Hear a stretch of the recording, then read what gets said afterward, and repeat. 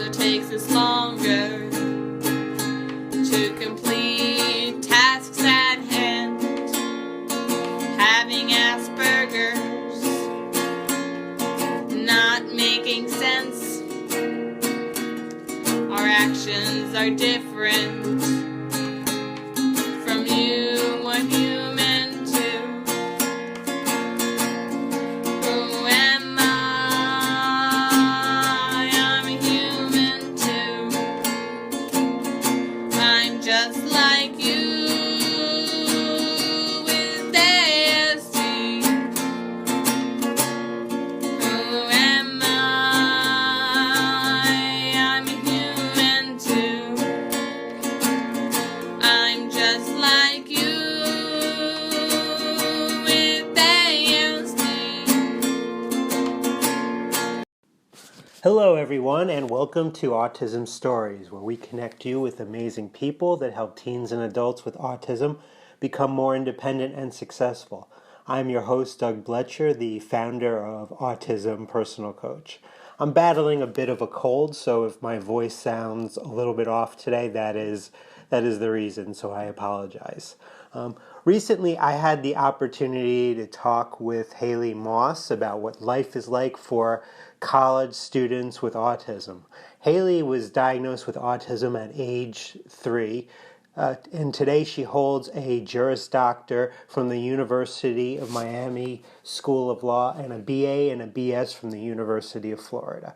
Haley is an artist and an author of 2 books. The first being The Middle School, The Stuff Nobody Tells You About, and the second book, A Freshman Survival Guide for College Students with Autism Spectrum Disorders. And we're going to talk with Haley about that book today. Her work has been featured in the likes of CNN, the Huffington Post, NBC, and much more. We hope you enjoy today's conversation. Thanks for joining us, Haley. Thank you for having me. I read where you talked about a village leading to your success, which I think is so important. Can you talk a little bit about who's been a part of your village leading to all your success? Absolutely. I always say that it takes a village to raise a child, and it takes an even bigger village to raise a child with a disability, and especially in autism. So my village in particular has been my family. My family is my rock. My parents have been there every step of the way. They're the absolute greatest. I can't say enough great things about my mom and my dad. My village also has had plenty of teachers, professors, and everybody at the University of Miami Center for Autism and Related Disabilities. They diagnosed me when I was 3 years old, and they've literally been there every step of my journey ever since. I'm in my 20s now. I made it through law school, and they've been there ever since, and now I get to continue serving them. Anyone who has reached out to me over the years that I've been able to help and support, it's just been an exceptional journey. Honestly, it wouldn't be possible without the many, many people who have been a part of it. That's great. So I recently had an opportunity to read your wonderful book, A Freshman Survival Guide for College Students with Autism Spectrum Disorders. I know it's been a few years now, but why did you decide to write this book?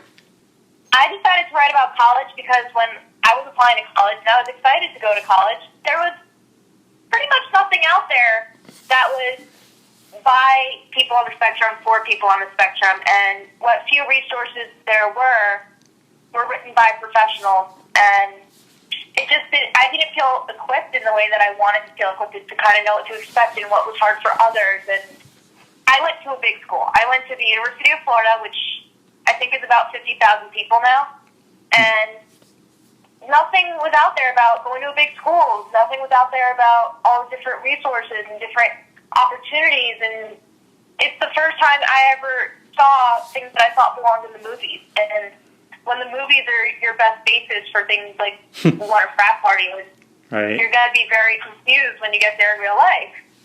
So I realized that I didn't want the next generation or the next group of potential college students to feel lost in and not knowing how to be independent, not knowing if they want to go to college, what they want to do. And I know the transition of becoming a freshman is hard for no matter who you are. For everyone, it's hard no matter who you are. But I think for students on the spectrum, there's additional considerations, and there's things that just need explaining. And with the way that things change in our world, even with technology and social media and things like that, it's not like our parents have the answers to everything either. I could say college is what it was when we were in college, or our friends were in college, or our other family members were in college. So I think even being able to be a resource for others on the spectrum and their families is the main reason I wanted to do this, is make sure that it's easier for someone else, and that a high school senior or new freshman doesn't feel as lost, confused, or as if there's no guidance for them, like how I felt. Yeah, I think that's so important. And when you're a college student with autism, sharing this information with others is certainly a personal decision, whether to share this information or not. So I know you, in your book, you talked about your decision to disclose this information. Can you talk about what was behind making this decision for you? I'm willing to be very upfront about disclosing that I'm on the spectrum is not something I have to think about. It's kind of a decision that, by virtue of the fact that talking about autism and living this as part of my life is who I am, I don't feel like I got to make that decision in college to come out, per se. Mm-hmm. A lot of students can get that decision, but by virtue of having written a book about middle school, having been on television when I was in high school, and having been open at that point in my life, honestly made it no secret. You can Google my name and you would know me when I was the new kid at school that I was on the spectrum. It was nothing to hide. It wasn't a secret. So naturally, the fact that it was public domain made it kind of easier to just know to disclose. It was, in hindsight, I realized more it wasn't whether to disclose or not to disclose for me as much as how I wanted to frame that conversation. Because there are people who I've met who've never met somebody on the spectrum before, or they only see what they see on television, or a very far removed relationship, like somebody's brother's cousin. And having to frame how the conversation about autism wasn't so much disclosure as much as, this is how autism affects my life. This is how what autism is for me, because, as you know, not every person on the spectrum has the same challenges and strains. So having to explain how it affects me was probably the conversation that I was learning to have at that juncture of my life more so. So I think that's the decision that I had to make more so than, oh, am I going to tell people? Because even before I got into this line of work and before I started sharing my story, it was a very personal decision whether or not to tell someone I was on the spectrum. It was a decision that stayed within my family and very close friends, and more of a need-to-know basis, and educators. But as I got older, it's not something that I'm ashamed of whatsoever. It's something I enjoy talking about. I'm happy to answer questions. I'm happy to explain that I have a different way of seeing the world. And kind of looking back on your college experience, can you talk about those that you think it was maybe most helpful to share this information with? I think the people that it was most helpful for, and the people that on paper it should have been the most helpful for, are not always the same, which is an interesting thing. Mm-hmm. So I didn't share it as much with my professors and teachers and TAs and all that, because I never struggled academically. Most of my challenges are and always were more in the social sphere of things. So I remember I told housing, which was really big because they eventually helped me get a single room after I had issues with a roommate. I think that was very, very helpful. And when I think about it, I realized that was probably the most helpful thing that happened, is I eventually got to live on my own. I think with friends and having people understand that there are better ways to communicate with me, that made that helpful. And also in personal and romantic relationships, I think that's incredibly helpful to have someone understand this is how autism affects me, and this is also how it might affect our friendship, our relationship, and certain aspects of the social life of college. Because most of college isn't spent in class, not studying. It's spent with other people, socializing at clubs and in the dorms that are inherently social just by their nature. So I think in interpersonal relationships is really where disclosure helped me the most, because some people knew it was just easier to be direct with me. I've seen with many of our clients that our college students, when we first meet them, they're pretty isolated on their college campus. Do you have any suggestions to kind of help students become less isolated? I think it really depends on where you go to school, because in a smaller campus, I think it's easier to feel less isolated than in a larger campus. Mm-hmm. And there are things that, had I been able to do it over again and I had the knowledge that I do now, I probably might have done a little bit differently. But I think getting involved with organizations is a great way to go. Stick to what you know, what you're passionate about, and you will meet people who are equally as passionate. There are a ton of clubs and organizations, especially on big campuses. And if not, you can start one. And I think leadership is a good way to get involved. I think getting involved in your major, if you know what you want to do, is a great way to meet other people too. I think just even if you have no clue where to start, I would tell people the best places, if you have no clue what you want to do or no clue where to meet people, stick to your dorm, your resident assistant, RA, or as I like to joke, before captain, because it's an older student who knows what they're doing.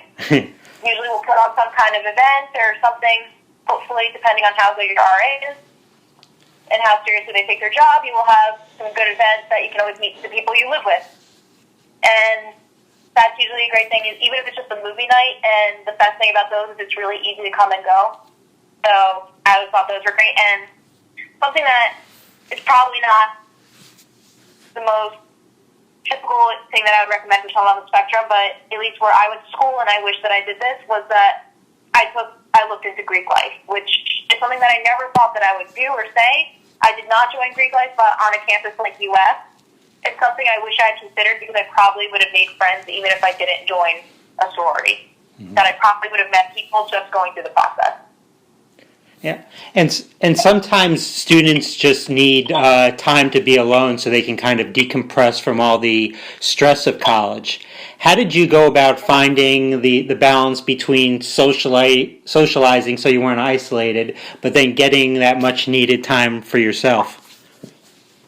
I don't feel like I socialized as much in college as I should have or wanted to. I always kind of kept to myself. I was even like that in law school. I realized that I keep to myself and I kind of beat to my own drum. I'm okay with that. Not everyone is. Some people need to be social all the time. I didn't. And I realized that I needed time to myself, and whether that was walking around the mall or just sitting in my room reading a book or just playing video games or just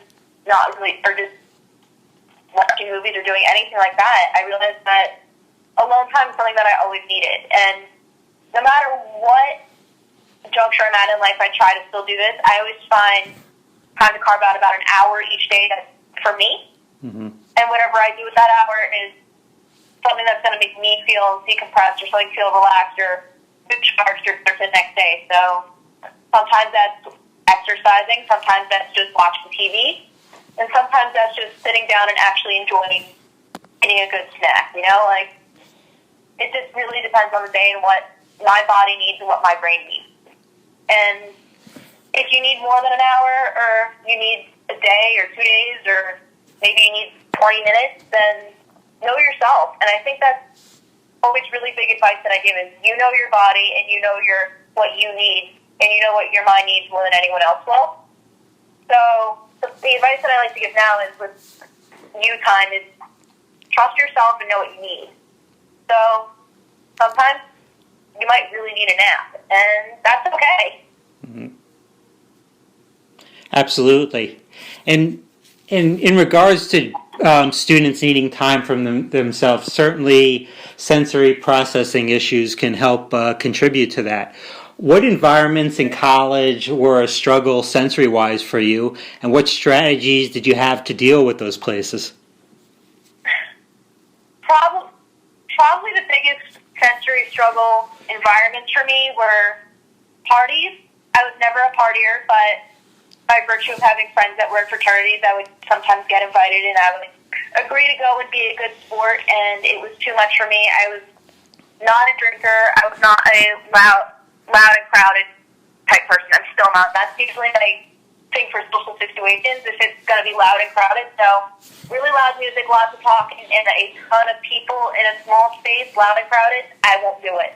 Mm-hmm. So loud and crowded in general tends to be that thing for me, and parties was my Achilles heel, and I would always have a plan if I would go. Is stay long enough to say hello to the people you need to say hello to, or go with a friend that knows that there's a code word or something that means I got to get out of here, I can't handle this, let's have a plan in place. Mm-hmm. So anytime I went into a situation I felt like that might be too much for me, I always had an exit strategy. I still do this with events that I don't know if I'm going to be comfortable being at, is I always have some kind of exit strategy. And back then, when I was in college, this is before Uber and everything, that it was easy to get an exit, easier to have an exit strategy with nobody really being involved in it. Mm-hmm. Is I always had a plan, or I would make sure I know someone, or at least knew that there was a way I was getting home, getting out, or there was some place in this environment that I could run to if it was too much. And the other environment other than parties that I think was too much for me was basketball games. Mm. I loved going to football. My football stadium at UF had 90,000 people in it, and it was I don't even know how to describe it, but that didn't bother me. Basketball bothered me because I would hear the squeaking of the shoes no matter where I was in the arena. Mm. And the squeaking would just be too much for me. And I just knew, don't take Haley to a basketball game. That was kind of the joke amongst my friends, is Haley can't go to basketball games with us. And that was okay. And when we did go, or I agreed to go, I would say, okay, but we're leaving after the first quarter. Or if I have to go, don't be mad. Or just know that I'm leaving because it's too much for me. Mm-hmm. So communication, I think, was really key. And that's something that I noticed with all these types of situations is with sensory issues. Being able to communicate in some way that this might be too much for me, or I don't know if it will, but I'm willing to try, got me a lot further than just bailing out and having people go, what's wrong with you? Or what happened? Or is there something we need to know about? Because the fact I am very open with being on the spectrum and what I struggle with also made it easier for friends and others who knew me to know that this might be an issue. Or this might be hard for me. And, okay, we all have an idea that this might be too much, and if it is, that's fine. Right. Now, I read when you went to college, like most college students, like myself, you weren't certain of what your major was going to be. So for you, what was the process for deciding what major you ended up choosing? I stuck to what I was interested in. I knew that I was always interested in understanding people. I think that might be part of being on the spectrum, that people don't come naturally to me, and understanding them is just so fascinating. Because I think being on the spectrum sometimes is kind of being like an outsider looking in, because you're not from the same planet as everyone else sometimes. So it's really interesting to get to understand people. So I knew that I loved psychology. I think I put psychology down as my first major no matter what. And I stuck with it the whole way. But originally I thought about going to art school or doing graphic design, but then I saw the requirements of graphic design program, and that the graphic design building was 3 blocks off campus, and I didn't feel comfortable with that because I'd be walking home at night. So things like that came into my decision too. And I added a second major because I also really liked school. I was good at school, and I didn't want to graduate in 2 years. So I added a second major, and I realized at a certain point that I was probably going to go to law school.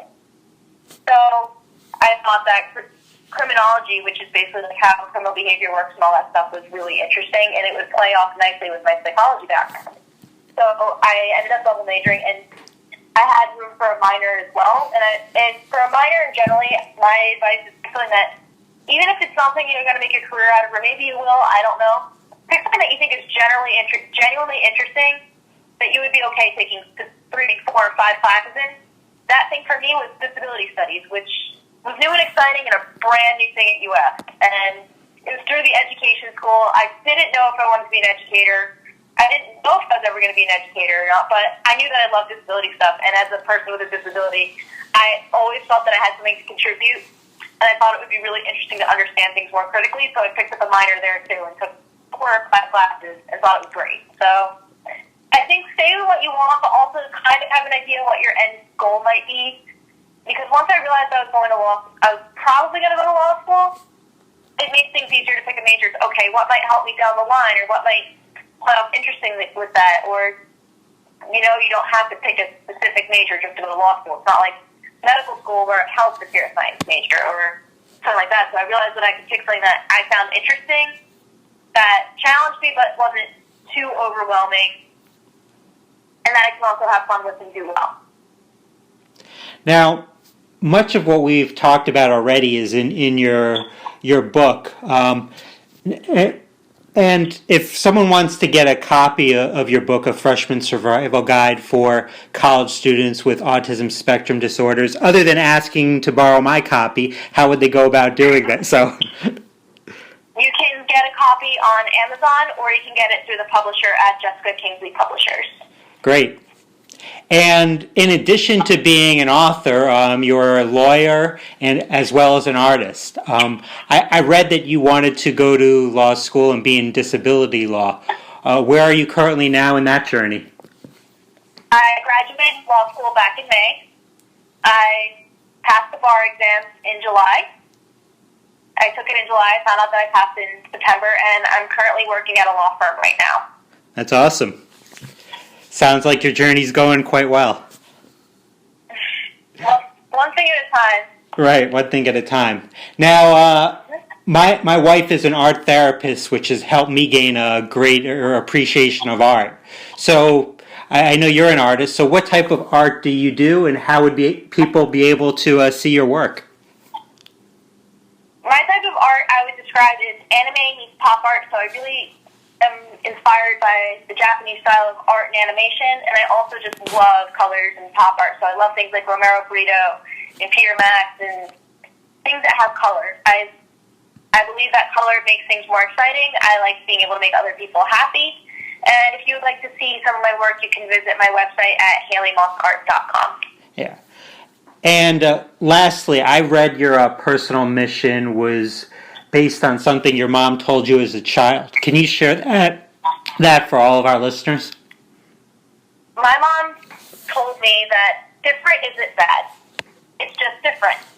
And different can be extraordinary. Thank you for your time today, Haley. It was great to talk to you. Thanks so much. Thank you, everyone, for listening today, and we wish everyone out there a very happy new year. With many college students returning to school shortly, hopefully this was good timing for this episode.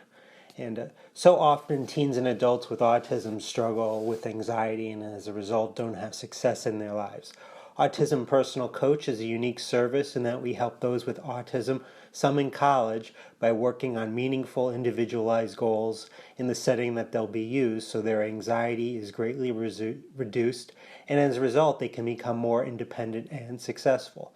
To get an autism coach for a loved one or yourself, it's very easy. All you have to do is email autismpersonalcoach@yahoo.com or call us at 216-336-5889 and request a coach today. On next week's episode of Autism Story, we will talk with Mary Ellen Grecian, the Vice President of Operations for the Autism Society of Pittsburgh. Talk to you then.